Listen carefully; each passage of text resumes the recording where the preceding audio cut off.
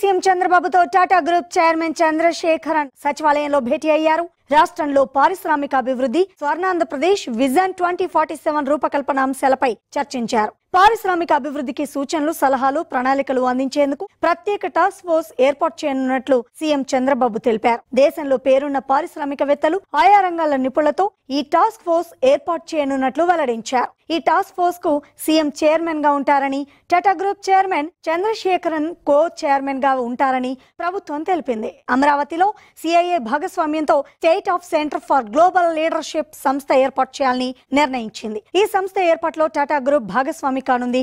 విశాఖలో TCS development centre ఏర్పాటు, ఏపీలో air India, Vistara air lines విస్తరణ అంశాలపై టాటా గ్రూప్ చైర్మన్ తో సీఎం చంద్రబాబు చర్చించారు. రాష్ట్రంలో సోలార్, టెలికమ్యూనికేషన్స్, ఫుడ్ ప్రాసెసింగ్ పరిశ్రమల ఏర్పాటుపై కూడా చర్చించారు. ఓ ప్లానింగ్, ఓ పద్ధతి, ఓ విజన్.